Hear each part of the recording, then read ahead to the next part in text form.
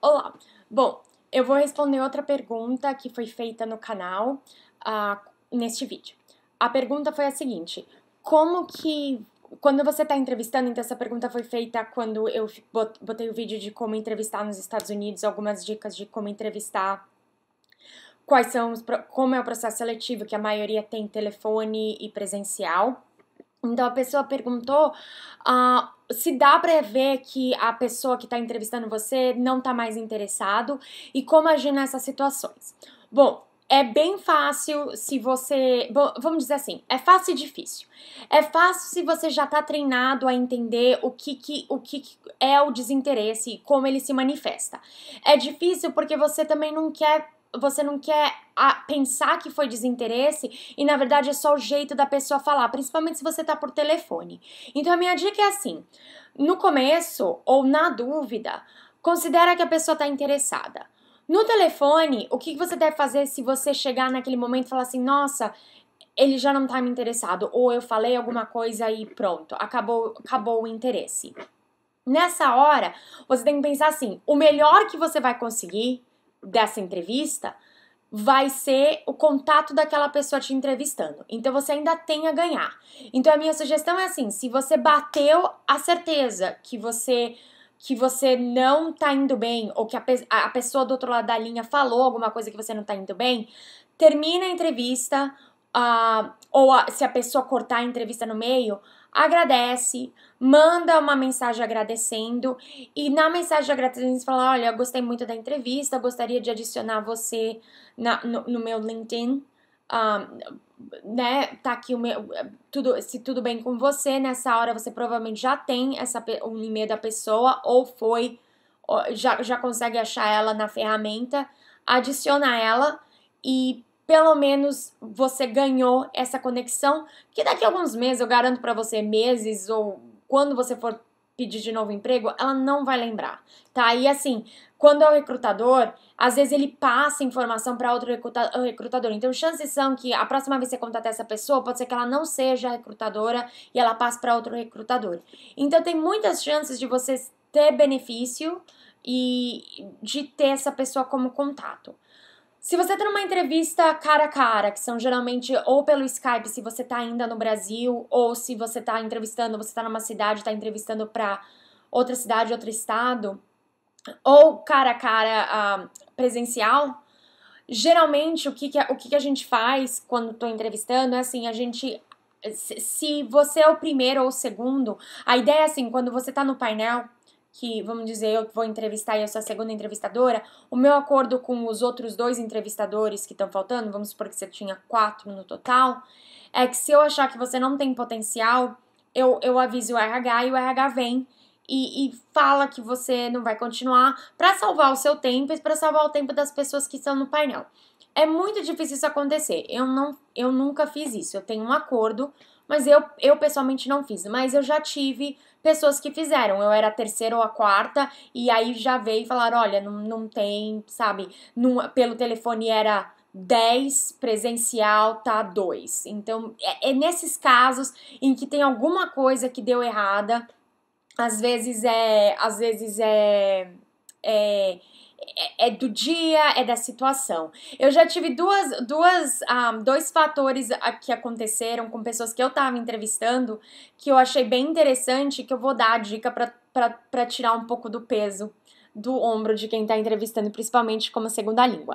Teve uma pessoa que eu fazia parte do painel, ou eu não lembro, eu acho que eu não fazia parte do painel dessa pessoa, mas eu tava entrevistando a mesma vaga, só que nesse dia eu não fazia parte do painel. E quem ia ser o gerente entrou pra entrevistar ela. E ele saiu da sala pálido.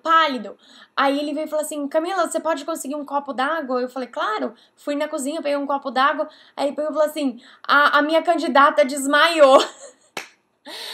Tudo bem, é engraçado agora. Mas ela ficou tão nervosa que ela desmaiou. Ela desmaiou na área de entrevista. Ele não desqualificou ela. Na verdade, a gente brincou com ele deu risada.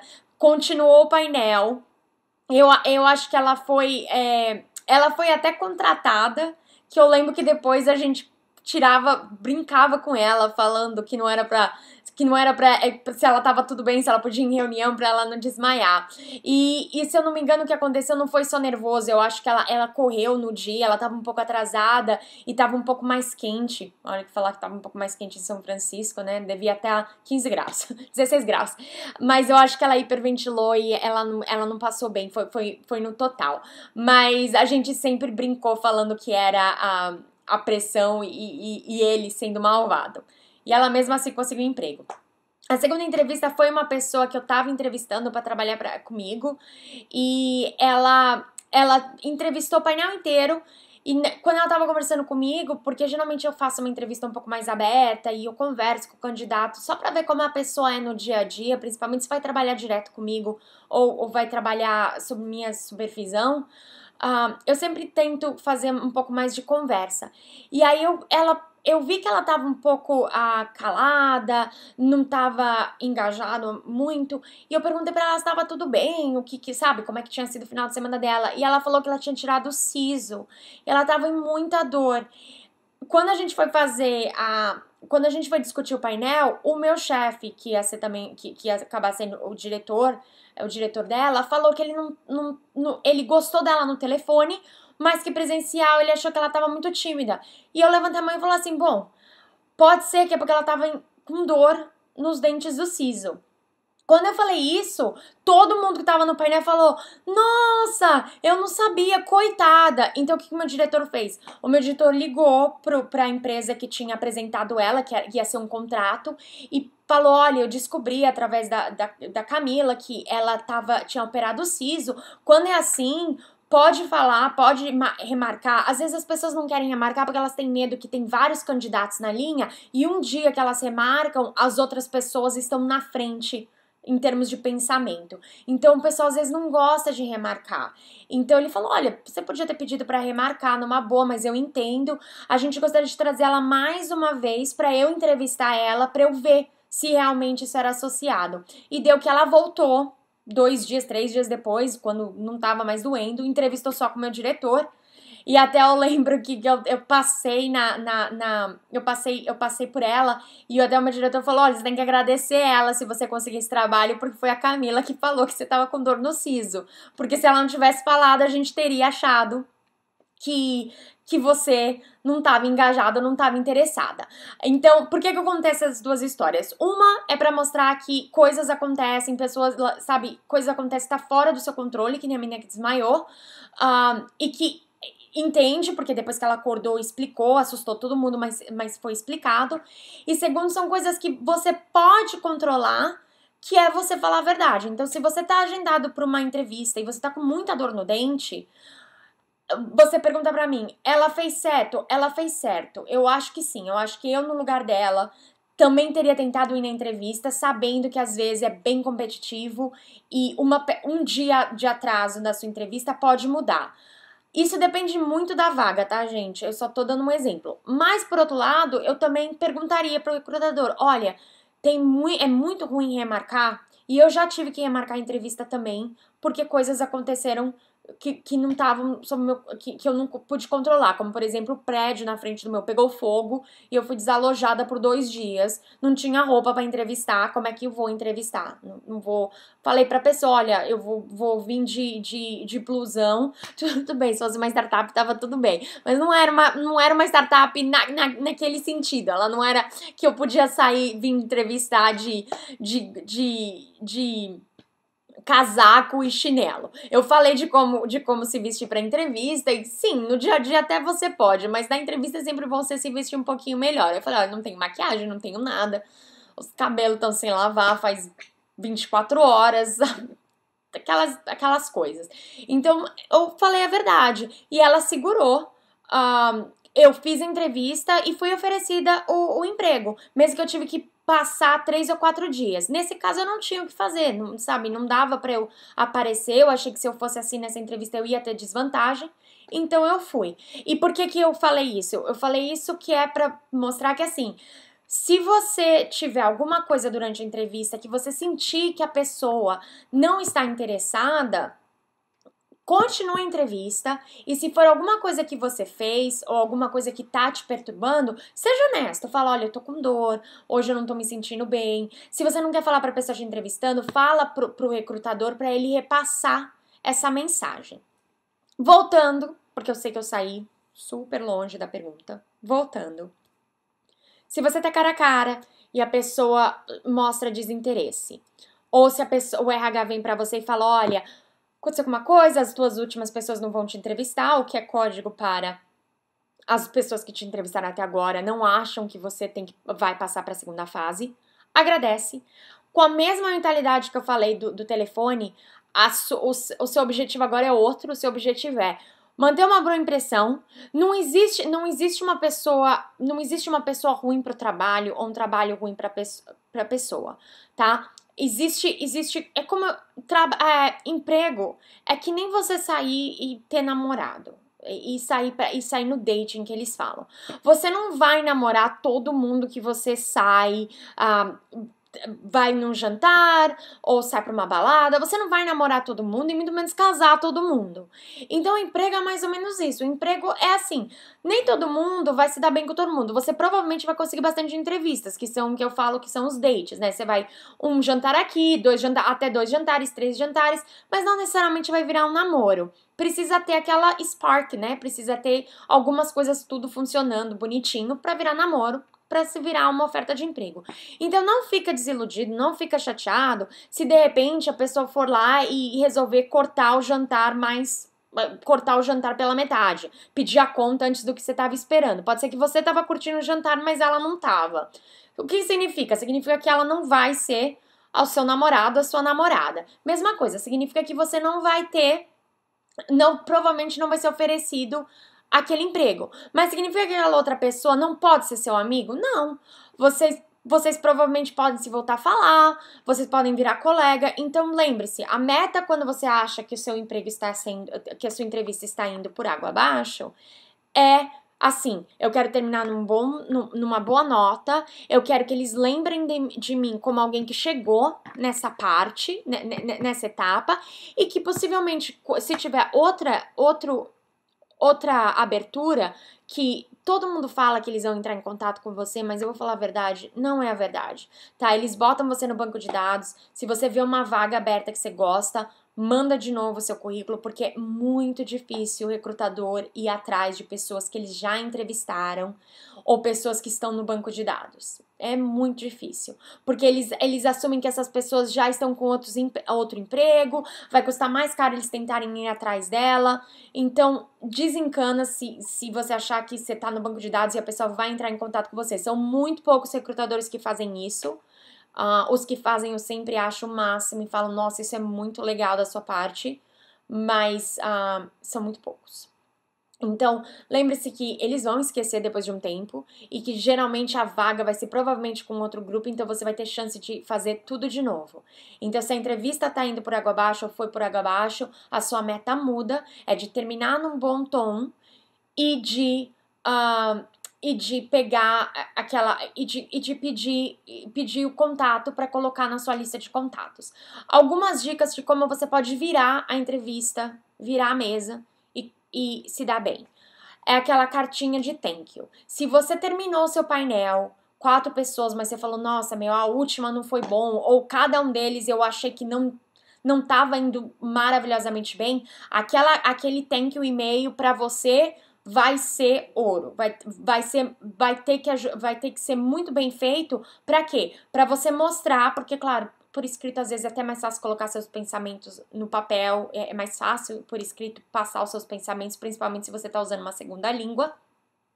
Você vai usar essa carta pra colocar tudo que você não conseguiu falar, ou tudo que você perdeu a oportunidade de falar, ou tudo que você esqueceu de falar, qualquer coisa, você vai colocar nesse e-mail. E aí é uma chance do entrevistador olhar e falar assim, nossa, talvez eu não dei a chance dele falar disso, ou nossa, ele falou isso é muito interessante. Outro jeito de virar uma entrevista, que aconteceu comigo também, é assim, eu achei que o entrevistador não estava engajando muito no telefone. Ele fazia uma pergunta e eu achei que o interesse dele diminuiu, mas só porque eu também achei que as perguntas dele não era exatamente o que ele queria saber. Às vezes sente isso. É um pouco estranho de explicar. Aí o que eu fiz? Eu ofereci umas ideias que não tinha nada a ver com o projeto. Ele tava tentando achar coisa, tentando perguntar projeto por projeto e achar alguma coisa que pra ele desse valor. Finalmente eu dei pra ele o que eu achava que tinha valor. Eu falei, olha, eu fiz isso, aquele outro, eu fiz aquele outro. Às vezes o entrevistador, ele quer saber quando que você fez. Então, às vezes, projetos à parte, ou pet projects que a gente fala, fica meio difícil. Então, quando isso acontece, que eu tô dando pra ele exemplos de pet projects, são projetos que não são alocados oficialmente dentro da empresa, ou são projetos que eu ajudei fora da empresa, entendeu? Se eu tô dando ajuda para uma startup e não tá no meu currículo porque foram alguns meses, ou porque eu não coloquei, eu falo, olha, isso daqui foi uma ajuda, foi uma coisa extra que eu fiz, isso foi um pet project na empresa, eles têm rotação, isso foi um hack day na empresa. Então eu ofereci várias informações para ele que desse uma ideia de que eu sabia o conteúdo e eu sabia o que ele queria. É que a pergunta não estava fluindo. E aí eu estendi uma ligação que era suposto para ser 30 minutos só, foi 45 minutos. Então esse também é um outro jeito de você, quando achar que as coisas estão caindo, dar uma revertida. Tenta entender o porquê que a pessoa que está te entrevistando está perdendo interesse e tenta reverter. Outra dica que eu dou é fazer o agregado quando você está fazendo painel. O que é o agregado quando você está fazendo painel? Geralmente, quando você faz painel, os entrevistadores vão perguntar perguntas parecidas, se não as mesmas, dependendo da empresa. E o que você quer fazer? Você quer aprender com a resposta da pessoa anterior o que a pessoa posterior vai gostar. Então, vamos supor, a primeira pessoa vem, te faz uma pergunta. Você responde essa pergunta e faz uma pergunta pra ele. Vamos supor, ele fala assim, como é que você lidar com pessoa difícil? Aí você responde, assim que eu lido com pessoa difícil, é assim que aconteceu comigo num projeto. Aí você pergunta pra ele, me fala o que você vê na sua equipe que o pessoal sofre quando lidar com pessoa difícil. Pega a resposta, bota no meio da sua resposta, e se a próxima pessoa perguntar isso, você já faz uma resposta mais focada no problema da empresa, tá? Isso tudo faz parte de você aprender, por isso você faz perguntas sobre a empresa pro entrevistador. E se você tá no painel, isso te dá a chance de melhorar. O que acontece? Todo mundo vai junto no painel. Então, se a primeira pessoa falar assim, a resposta dele para a pergunta de que ele fazia com uma pessoa difícil não foi muito boa, 3 outras pessoas vão falar que foi boa. Então, vai ficar aquele negócio, você vai ganhar pela maioria, entendeu? Isso é quando geralmente você vê que as pessoas estão perguntando perguntas semelhantes. Uma vez você começa a entrevistar presencial, você começa a ver repetições de perguntas na presencial para uma determinada posição. E aí você também já fala, olha, para a primeira pessoa eu vou fazer esses tipos de pergunta, porque aí eu sei que para a segunda pessoa eu posso pegar. E aí você já vai fazendo estratégia você mesmo. Mas se você chegar numa situação em que você é uma posição nova, usa essa ideia de, a primeira pessoa te pergunta, vê resposta, vê como ela reagiu, gostou, não gostou, acha que tá indo south, você fala, bom, a próxima pessoa que vai me perguntar, eu não vou responder isso. Eu vou responder alguma outra coisa, eu vou tentar alguma outra coisa. Por quê? Porque aí você dá a chance de, quando elas se encontrarem no painel, não tá todo mundo assim, não, eu não gostei da resposta dele. Ficar o pessoal, não, eu gostei, você não gostou, eu gostei. Então, fica equilibrado. Então, essa é outra dica que eu dou. Se você achar que tá indo ruim com uma pessoa, tenta com a próxima pessoa reverter. Porque no final das contas, elas vão falar entre elas, e se uma pessoa te dá um positivo, outra pessoa te dá um negativo, você, pronto, empatou pelo menos, vai ter uma terceira pessoa que vai dizer que vai tirar o empate. Sempre termina com um sorriso, não seja mal educado. Eu tive recrutador no telefone ser super mal educado comigo. Não seja mal educado, porque foi o que eu falei. Assim que você achar que aquela entrevista não vai dar em nada, você tem a meta de pelo menos conseguir manter aquele contato com aquele recrutador. O recrutador muda de empresa, fala com outros recrutadores, então mesmo que ele tenha sido mal educado com você, você mesmo assim quer manter aquele recrutador, que aí quando uma vaga aparecer e aquela pessoa falar, eu conheço recrutador, ou tem ligação, né, a gente já falou do LinkedIn, como ele ajuda, e aqui eu tô falando manter contato tudo no LinkedIn, que é a ferramenta que eu gosto, que é a ferramenta que eu acho que traz mais benefício hoje em dia em termos de mercado de trabalho, principalmente nos Estados Unidos, e com o que eu tô vendo as empresas, ainda bem que eu tô vendo as empresas moverem mais para aquela mentalidade do que tem que fazer, se inscrever em cada portal de empresa. Bom, eu sei que a resposta foi super comprida, mas eu espero que tenha ajudado a você entender um pouquinho, se você estiver entrevistando nos Estados Unidos, telefone ou presencial, como que você consegue, mesmo tendo uma entrevista ruim, ou transformar numa oferta de emprego, ou pelo menos ter um contato para um futuro, tá bom? Muito obrigada e qualquer outra pergunta, deixe um comentário. Tchau!